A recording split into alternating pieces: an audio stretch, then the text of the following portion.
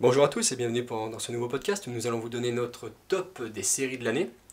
Du coup, on va pas faire un top 10, mais on va garder le même format que pour le top 10 des films, ce sera plutôt un petit top 5. Moi, c'est une année, et donc je suis en compagnie de Sacha qui va également vous donner son top 5. Et perso, je vois moins de séries que de films, mais cette année j'en ai vu pas mal et je trouve que du coup, ça a été une année assez riche en séries. Euh, alors, j'ai des séries quand même assez connues, mais je vais quand même en citer quelques-unes. On peut faire des mentions honorales, oui, Moi, bien tu veux que sûr. j'en fasse quelques-unes? Vas-y. Alors, du coup, je vais peut-être me concentrer sur des séries peut-être un peu moins connues, sans mettre vraiment de numéro. Une série coréenne, que je sais pas si vous avez vu, mais qui est sur Apple TV+, qui s'appelle Pachinko. Non. C'est vraiment hyper audacieux comme série, et heureusement que ça sortait un épisode par semaine, parce que c'est quand même assez... déjà, les épisodes sont longs, mais c'est assez lourd à regarder, parce que c'est sur, c'est sur 4 générations d'une famille coréenne, et du coup, ça commence quand la Corée est envahie par le Japon. Et ça nourrit, en fait, et du coup, cette invasion, et ensuite l'immigration, et l'immigration qui en découle, nourrissent cette famille et ces différentes générations. Et dans les dialogues, vous avez donc du coréen, du japonais et de l'anglais, et vous avez même des phrases où dans le coréen, il y a des mots en japonais, et ça nourrit en fait les personnages, et ça nous donne un développement de personnages autre que simplement explicatif. On comprend qu'ils sont nourris par la culture japonaise aussi, tu vois, en fonction de Ouais. qui c'est. Et c'est pas du tout chronologique, c'est-à-dire que dès le premier épisode, t'as 3 générations. Il n'y a pas la quatrième dès le début, mais il y a 3 générations et on fait des retours en arrière ou des avancées qui du coup sont des sortes de parallèles dans l'histoire. Un peu, tu sais, en mode... comment c'était le film de science-fiction là euh, Ah oui, Cloud Atlas. Cloud Bon, Atlas, c'est oui. pas exactement pareil, Tout est relié mais un dans peu, l'idée quoi. des générations, c'est un peu comme ça. Et honnêtement, alors déjà sur la culture coréenne, c'est assez intéressant, mais sur l'aspect, disons, innovant du projet, je trouvais ça très audacieux et pas mal. Une série française de Olivier Assayas, Irma Vep, Mhm. très intéressant aussi. Alors là, c'est, comment le décrire, c'est un remake d'un reboot. c'est, Ouais, c'est un gros, ouais. Ça a 100 ans, tout c'est, le truc, ouais.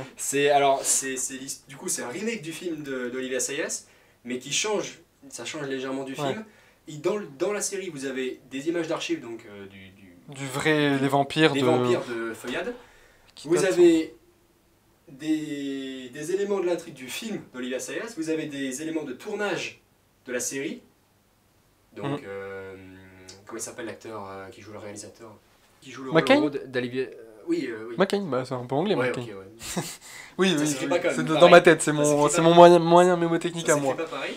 Mais bon, donc, la série qui le tourne, donc en gros Irma Vep, donc c'est un peu une mise en abîme. Et au-delà, vous avez les images du coup qui changent totalement de format et la colorimétrie, etc. de la série qui sont en train de tourner. Et au-delà de ça, c'est vachement. Ça sert aussi de. Comment dire, pas de satire, parce que c'est pas hyper comique, mais ça nous montre aussi l'industrie du cinéma avec l'actrice américaine, donc qui est jouée par Alicia Vikander, et comment ça fonctionne un tournage. Et donc, voilà, pour un cinéphile, je pense que c'est quand même pas mal intéressant, et c'est surtout l'aspect audacieux, encore une fois, du concept qui vaut le détour.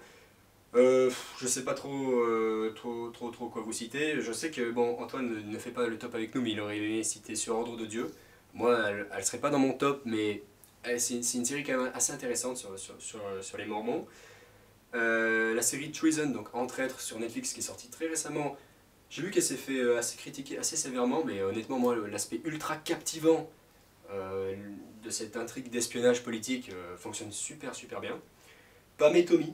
Pam et Tommy, j'ai trouvé ça extrêmement bien sur Hulu avec. Ouais. Enfin, Disney Plus Star du coup en France avec. Comment elle s'appelle Lily James et Sebastian Stan.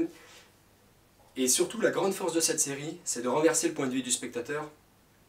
Le premier épisode, on est d'abord avec le personnage de Seth Rogen. Et dans le deuxième épisode, on est avec le couple. Mais alors interprété mais à outrance par Sebastian Stan et Lily James. Enfin, vraiment, on rentre dans l'interprétation des acteurs. Et après ces 2 premiers épisodes, la série n'arrête pas de basculer dans le point de vue, ce qui fait que ça augmente la tension d'une intrigue qui, sans ça, n'aurait pas été vraiment plus captivante que ça. Et on a même des scènes où on renverse le point de vue avec des mouvements de caméra et c'est vachement bien fait Ok. ça.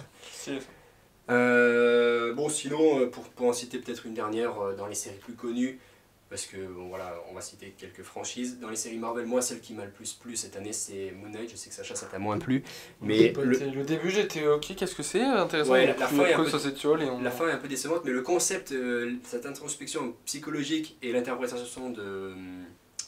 Putain, j'oublie tous les noms d'acteurs aujourd'hui, de... Oh, aide-moi, Sacha, l'acteur principal.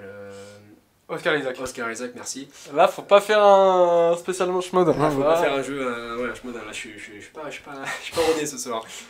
Honnêtement, super interprétation, il joue 2-3 personnalités, c'est vraiment très bien. Du coup, je t'en prie, j'ai parlé pendant que tu finissais de préparer ton truc. Moi, ça va être très rapide les mentions honorables, hein, parce que j'ai vu beaucoup de séries, mais beaucoup de très mauvaises séries.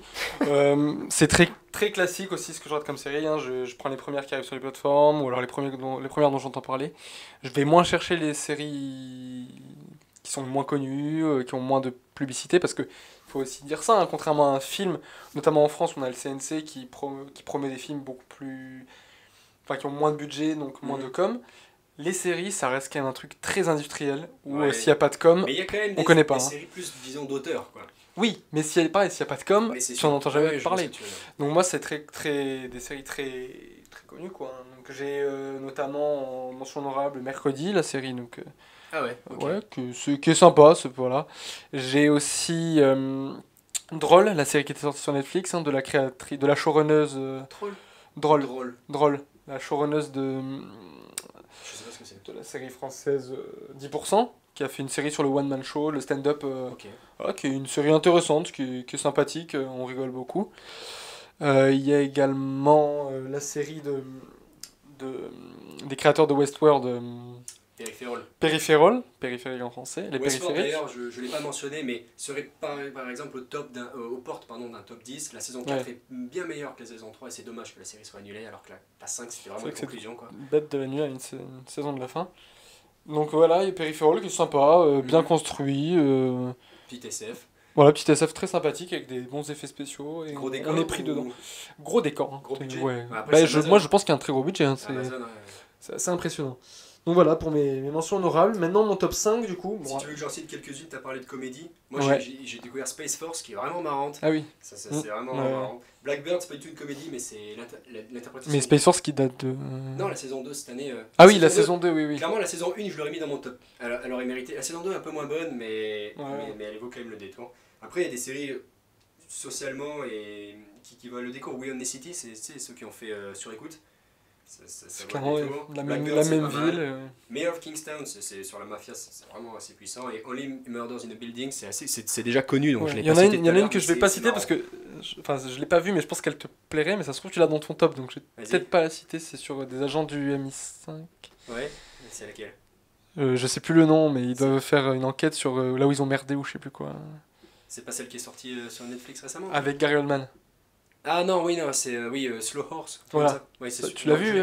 Je pense que j'ai vu un peu le style, je pense que c'est un truc qui peut te plaire. Ok, mais je sais pas, j'ai pas vu. Voilà. Du coup, moi je m'excuse avant parce que mon top est très connu, hein, que des séries très connues. Le haut du top 100% américain, mon top 5. Moi. Ok, vas-y. Moi c'est que américain du coup. Donc la première, je commence, je pense que tu l'as peut-être plus haut, c'est Andorre. On va en parler après. Tu veux donner d'abord ton top 5 complet ou on fait 5-5 Comme d'hab, 5-5. Ouais. Ok, mon top 5 du coup, série française. C'est donc développé par, j'ai oublié les prénoms, je crois qu'il s'appelle Frédéric Krivine. Et je sais plus comment il s'appelle le tout, mais bon bref, c'est celui qui a fait Un Village Pensé. Et là c'est les séries OCS qui s'appelle Sentinelle. Ah oui, ok. Très très bonne série française, donc du coup non pas sur l'opération Sentinelle, hein, mais sur l'opération Barkhane. Donc comme dans Un Village Pensé, il y a la dynamique interne entre les personnages donc, de la compagnie militaire et les dynamiques, dans Un Village Pensé c'était plutôt historique, mais là c'est plutôt social et ethnique au niveau malien. Et dans les deux cas, c'est traité de manière très juste, c'est-à-dire qu'on n'est pas sur des clichés.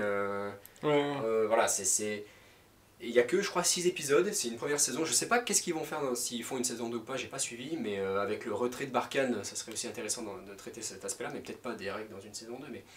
Mais en tout cas, voilà, l'écriture est très juste. On sait prendre des personnages, vraiment, ils sont bien écrits. Ouais. Et les images, c'est tourné au Maroc. C'est quand même assez étouffant sur l'aspect malien, donc honnêtement, ça marche vraiment bien. Okay. Donc voilà pour mon top 5.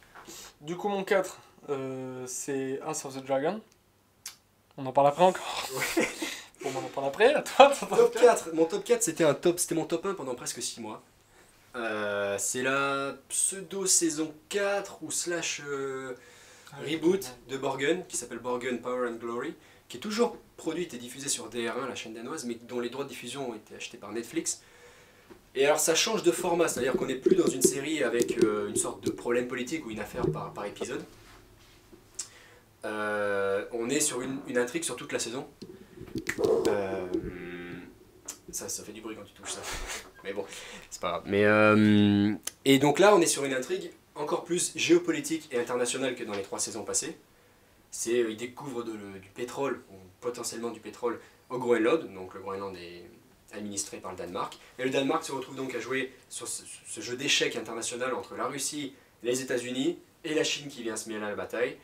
Et Borgen, je pense que c'est de loin la meilleure série politique récente. Donc ce traitement international est plus actualisé. On a aussi le traitement des réseaux sociaux qui n'étaient pas vraiment présents dans les 3 premières saisons qui datent de 10 ans déjà. Honnêtement, c'est très l'actualisation est juste et bien faite. L'intrigue, on sait, c'est pas un suspense, un thriller, voilà, mais ça reste politique et en même temps on sait pas comment elle va s'en sortir. C'est bien joué, c'est bien écrit, et cet aspect hyper froid du Groenland, vu que c'est une intrigue beaucoup plus froide que le reste, colle aussi avec l'atmosphère de cette nouvelle saison. Bon, mon top 3, j'espère que c'est bon, je vais tu vas pouvoir y aller. Du coup, mon top 3, c'est The Bear. J'ai pas vu. Et donc une série sur le monde de la cuisine dans un petit restaurant de Chicago, de la banlieue de Chicago. Et donc un film qui est avec des épisodes très courts, de 30 minutes, et une série qui est géniale, extrêmement bien rythmée. Et ça fonctionne quoi, de bout en bout, les personnages sont géniaux, ils se complètent de manière exceptionnelle. Et voilà, que dire de plus, regardez-la. C'est courte. Ouais, très courte, c'est très rapide. Une sorte de scénario très simple, mais qui fonctionne. On toque à C'est la ça, porte. des épisodes de quoi? D'une vingtaine de minutes Oui, c'est ça, 25-30 minutes. Il y en a un en full plan séquence, il est fou. Incroyable. C'est le meilleur. Incroyable. Des personnages auxquels on s'attache, Superbe série. une trame exceptionnelle J'ai sur... changé de voix, excusez-moi. une trame exceptionnelle sur ce jeune gars qui a perdu son frère et qui veut absolument ramener le restaurant familial au top niveau, et ça c'est ouf. Il y a un sacré potentiel pour la suite. Ah oui, ça, ils peuvent aller vraiment, il y a plein de ouais. pistes différentes, très Et ouvertes. ça peut vraiment faire une belle deuxième saison. Après, il faut pas Ouais. non plus utiliser le truc trop loin. C'est quand même limité à un lieu. Voilà. Entre The Chef et Entre The The Bear, Chef et The Bear. La cuisine cette année. sauf The Menu, une purge. Ah non, Pardon. Sacha, il a bien aimé. Nul, on parle des séries en plus, monsieur, s'il vous plaît, ne perturbez pas le... Bon, du coup, petite Ça, c'est le intervention public, hein. d'Antoine Dès qu'on fait avec le public, ça marche plus. avec le public. Petite intervention d'Antoine qui Les s'est non incrusté. professionnels, quoi. On va lui permettre quand même de débattre aussi sur les prochaines, Oui. puisqu'il les a vus aussi. Alors peut-être pas celle-ci, mon top 3, c'est la saison 2. Alors c'est assez rare qu'une mini-série ait une saison 2, mais la saison 2 de la série de la BBC, The Capture. Je sais pas si tu connais ou si tu l'as vu, j'avais écrit une critique il y a 2-3 Ah oui, ans. oui. Pour moi, c'était la meilleure mini-série que Non, j'avais je vois vue pas. ces dernières années. Et vraiment, surprise totale, ils en sortent une saison 2, qui du coup conclut Avec les l'histoire. écrans, là, je sais pas quoi. Ouais, c'est sur la surveillance policière, le jeu des images qu'on peut faire avec la surveillance dans les médias, etc. Et bon là, la saison 2, c'est plus politique que la saison 1, mais c'est aussi plus espion. C'était plus police et société, saison 1, si tu veux, là c'est plus espion et politique. Et c'est hyper intense, tu as genre, je sais pas, 2-3 retournements de situation, alors peut-être pas non, mais par épisode, peut-être pas au début, mais ça n'arrête pas. T'as Ron Perlman qui joue le agent de la CIA à Londres. On n'est pas dans une série où on a les clichés, tu sais, des grands quartiers de Londres et tout, c'est vraiment concentré sur l'histoire. La scène d'intro, c'est une scène d'assassinat, mais enfin je veux dire, c'est la série qui m'a le plus captivé, où je disais l'immersion dans les films en salle. Bon là, j'ai été à fond dans la série, il n'y a que 5 épisodes aussi, je crois que c'est assez court. Et vraiment au niveau retournement de situation, surprise. Et ce que dit la série aussi, sur le traitement de l'image, ce que ça dit de notre société, ce que ça dit de nous. Bon là, ils incrustent les deepfakes, ce genre La chose, il y a l'intelligence artificielle qui est ajoutée, il n'y avait pas de ça dans la première saison, enfin moins, mais je veux pas trop dénaturer parce que c'est vraiment les surprises qui font le, le fruit de cette série, donc top 3, vraiment magnifique série. Mon top 3, c'est ça non, c'est top 2 moi. Mon top 3, Top 3 je crois. c'est The Boys, la saison Ok. 3. Saison 3. Que Le public, plus jamais de public, hein, mais plus jamais. Hein. Une saison qui a l'image des deux précédentes, hein, une série qui casse toutes les règles, hein, qui est totalement irrévérencieuse, qui n'hésite pas à mettre de l'hémoglobine absolument partout. Simplement, je peux vous donner la scène d'ouverture, hein, elle est exceptionnelle. On parle de super-héros, du coup c'est des super-héros. Scène d'ouverture, on a du coup un super-héros qui peut se métamorphoser, qui peut changer de taille, pardon, un peu comme Ant-Man. Il est homosexuel et il prend plein de rails de coke, et du coup il diminue pour être tout petit. Il est avec son amoureux dans la pièce, et il prend plein de coke, et il rentre dans l'urètre de son... Ah non mais c'est une série déjantée, hein. Il est tout petit, il rentre dans l'urètre de son amant, Orgasme. pour lui donner un orgasme, voilà, et il va éternuer. Et en éternuant, il reprend sa taille normale. Donc il explose son petit copain de l'intérieur. Par contre, je pense que c'est vraiment une mauvaise idée de spoiler ça si les gens l'ont pas vu parce que la scène est vraiment. Mais c'est indescriptible. Mais tu l'as vu toi? Bah, j'ai vu la scène, oui. Ah oui, bon voilà, tu peux J'ai vu la faire saison comme 3, mais Raphaël parce et pas que- voir la série, mais regardez, la scène c'est exceptionnel. Donc voilà, c'est complètement ça la série, Parce que c'est tu déjanté. m'avais montré la scène et honnêtement, je pense que ça vaut plus le coup de la découvrir. Mais bon, bref. Peut-être, oui, bon, Dommage, en tout cas, j'étais obligé de la donner pour cette saison 3 et qui est juste un petit bout de toute cette saison 3 qui est succulente. Et voilà, de l'hémoglobine partout, des explosions partout. C'est génial. C'est un Ton petit bijou anti-Marvel. C'était ton top 3 ça? Ouais. Mon top 2 c'est House of the Dragon. Honnêtement, comment vous dire, les personnages sont hyper captivants, je sais pas. Déjà, T'as ce envie- qu'on peut dire, c'est tu arrives après Game of Thrones, qui est certainement une des séries les plus marquantes de tous les temps, faut le dire. Est-ce que tu vas réussir à toujours captiver autant le spectateur comment tu vas le remettre dans l'intrigue folle de cet univers Dans un préquel en plus. après quel Eh bien, le pari est réussi. Totalement réussi. HBO, encore une fois, nous Les prend une décors, les série, personnages, les combats, les scènes, l'intensité, les musiques. Honnêtement, mais tout oui. y est quoi. mais tout. Tout y est. Les jeux de pouvoir sont là, les Mm. royaumes ne s'entendent L'opposition toujours pas. progressive, tu le sens, cette amitié qui va se dilater, cette opposition entre je sais plus comment ça s'appelle les deux maisons, mais en gros Les les Targaryens les et verts et les, les noirs. euh, Oui, mais c'est quoi le Et Hightower. Et la Hightower. Hightower. Hightower. Bref, entre les deux amis d'enfance, vraiment le roi, sa condition physique. Et puis il y a un se gros détériore parti au fur pris et à sur mesure. la temporalité qui est changeante. Ah oui, changement d'acteur. Changement cours de d'époque saison. presque. Enfin, 5 épisodes avec les 2 sets d'acteurs complets en fait. ouais, voilà, c'est ça. Il y a un sacré gros pari qui a été osé, quoi. Et ça a été vraiment bien réussi. Ah non, moi j'attends la saison. On est toujours de sur fou. des visuels encore dingues. Les dragons sont sublimes. Non, la recette, ils l'ont. Ils s'inspirent toujours d'une œuvre écrite de Tolkien. De Martin. Ouais, Tolkien, ça sortait au même moment, Tolkien, mais c'était c'était. moins. Les deux séries sont sorties C'est au la même moment. déception de l'année, hein. Et c'est la plus grosse déception de l'année. Amazon. Nul. Oui, Nul. alors moi, Nul. oui, Ils se sont Obi-Wan écroulés. aussi, mais, mais c'est sûr que vu le budget d'Amazon, Ils ont rien compris. Les Seigneurs des Anneaux. Ils ont voulu faire de l'argent, c'est tout. Voilà. Ouais, bon, bref, en tout cas, House of the Dragon réussit, honnêtement, tout. Moi, honnêtement, ce n'est pas mon top 1 juste parce que j'ai une préférence pour une autre Ouais. saga, quoi, mais Elle a c'est marqué clair- cette année, quoi. mais clairement, cette année, elle est sur le trône. On s'est Faire. toujours régalé. Ah oui, clairement, chaque épisode, à chaque fois, on pouvait se demander ce qui allait se passer, enfin, chaque scène, la tension, et puis même la photographie, je suis désolé, mais elle est pas mal. Elle est La dualité des personnages, et puis on nous met merde, comment il s'appelle, le blond là, l'acteur le plus charismatique de la série, Daemon Targaryen, qui au départ nous semble être le grand méchant. Mais il n'y a le, pas un personnage et en qui fait, est non, purement c'est bon. ça. Et à chaque fois, tu Ah, sais. c'est tous de gros bâtards, il n'y a que des gros bâtards. Oui, puis on a leur bon côté, on a leur mauvais côté. Enfin, il y a Oui, vraiment mais si une- tu veux, chaque décision paraît cohérente aussi. C'est pas juste des gros bâtards qui veulent buter Non, tout oui, le oui. monde.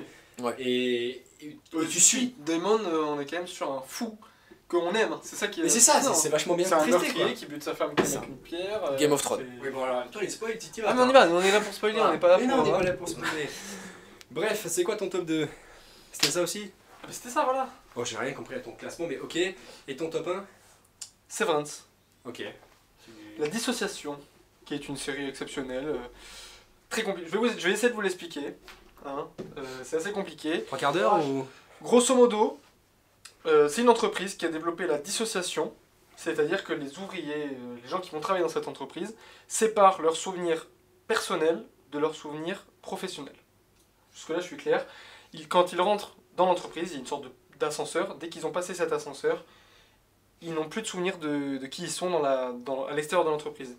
Ils sont là uniquement en tant que travailleurs. Et en fait, c'est comme... En grosso modo, en fait, celui qui n'a des souvenirs que professionnels passe sa vie en boucle dans cette entreprise, sans fenêtre, c'est en sous-sol. Et il passe sa vie en boucle là-dedans. Donc c'est assez dingue, ça c'est juste phénoménal en termes de... Ça soulève plein de questions qui sont le capitalisme, le travail acharné, tout ça, c'est assez génial. Puis j'ai cru comprendre que c'était très captivant comme série. Ah, c'est captivant. Il y a Vraiment, zéro action, mais c'est captivant. Il y a ce jeu aussi sur l'échappatoire, ces consciences qui sont prisonniers en fait de ce monde du travail, parce que leur eux de l'extérieur, leur eux de l'extérieur de l'entreprise ont voulu se dissocier pour ne pas avoir de souvenir du travail. Et en fait, ils passent leur vie à ne jamais travailler, grosso modo, à ne pas se souvenir qu'ils travaillent. Et, T'as fait philo, toi, non? c'est un bordel. C'est un bordel expliqué comme ça, mais la série est limpide. Et extrêmement limpide. Clairement, c'est ça qui ouais, est fort. C'est ça qui est très fort. J'ai vu beaucoup de gens qui la conseillent, elle est vraiment ouf. Une série Apple TV, évidemment. Apple, qui sont exceptionnels. Hein, ils ont de la qualité, ils vont développer une plateforme. Mais moi, il y avait vraiment 2 séries que je voulais voir cette année et j'ai pas eu le temps. C'était Severance et Tokyo Vice, mais c'est sûr que Severance a l'air de plaire à tout le monde, quoi. Vraiment, elle a l'air de satisfaire. Donc moi, mon top 1, du coup, c'est... Je peux totalement argumenter que c'est une excellente série, mais c'est aussi ma saga préférée, Star Wars. Et de loin, c'est la meilleure série Star Wars pour moi, c'est Andor. Attends, c'était pas compliqué. Hein. T'as pas vu les autres, toi, donc c'est Les bon. autres sont bien. Ah ouais Mais, Sauf Obi-Wan, Vador et Obi-Wan. Moi, j'ai juste vu Non, la mais fin, Obi-Wan- moi. Genre dès le dernier épisode, parce que je voulais voir la Non, confrontation. mais lui, regarde... Bon, bref. C'est une bouse. Tiens, viens en parler, toi, parce que Obi-Wan, c'est bon, là. Ah, on parle d'Obi-Wan là ou Non, on parle d'Andor. J'ai vu Andor moi aussi. Hein.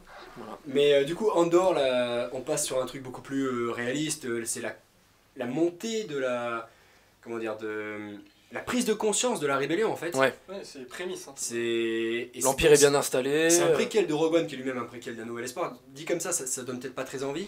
C'est sûr que le personnage est pas forcément aussi légendaire que Luke Skywalker Ouais, ou quoi. de ouf. Mais honnêtement, on le suit lui, on suit Mon Mothma au Sénat. Il y a un aspect politique, un aspect rebelle, donc voilà, disons guérilla, combat, ce qui est l'ADN même de Star Wars. On a Skarsgård qui est là, qui est génial. Hein, Ouais, c'est- génial.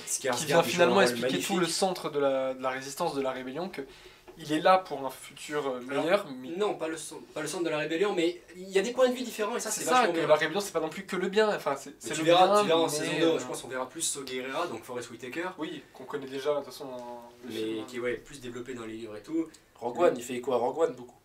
Ouais, c'est le même scénariste, hein, c'est Tony Gilroy qui s'occupe de ça. On exit le volume, les décors sur écran LED, on passe tout en réel. Honnêtement, ça donne une atmosphère à la série qui est dingue. Enfin, je veux dire, le TIE qui passe dans les collines là, Je sais pas, ils ont tourné, mais c'est... il redonne à l'Empire cette capacité de faire peur. Alors que quand les Stormtroopers sont un peu Ce qui est goofy, intéressant, c'est qu'il ça- n'y a pas que la peur. La Ah peur, non, ce clairement. qui est apporté, c'est que la peur, elle est dans les deux camps.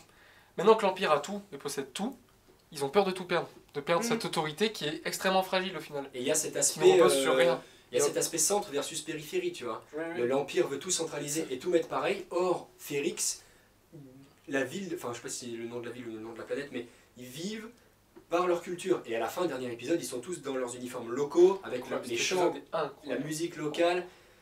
Ils en foutent des règles impériales, ils suivent pas ça. Et c'est vraiment le pouvoir du peuple, quoi. Ce qui est génial, c'est qu'on n'était pas habitué à autant voir l'Empire de l'intérieur. Ouais, Je veux dire, ouais. on oui, nous a pas habitué à être autant dans les coulisses. L'ISB, c'est ah ouais, comme non, mais ça, c'est Bureau de génial. sécurité impériale. Palpatine est juste mentionné. Ouais, voilà, y a mais- pas de- Le bureau de sécurité impériale avec l'actrice qui joue sur Ordre de Dieu que tu voulais mentionner. Ouais, génial. Super ce rôle, super. Ouais. Tu sais jamais trop. Enfin, Elle est géniale. il y a des combats en interne, en mode Game of Thrones. À la Je me disais bien, je l'ai vu quelque part celle-là. Ouais. Ouais, d'accord.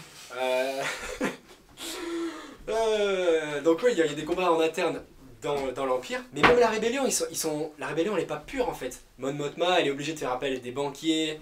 Bon, c'est la galère de faire un podcast avec les deux là.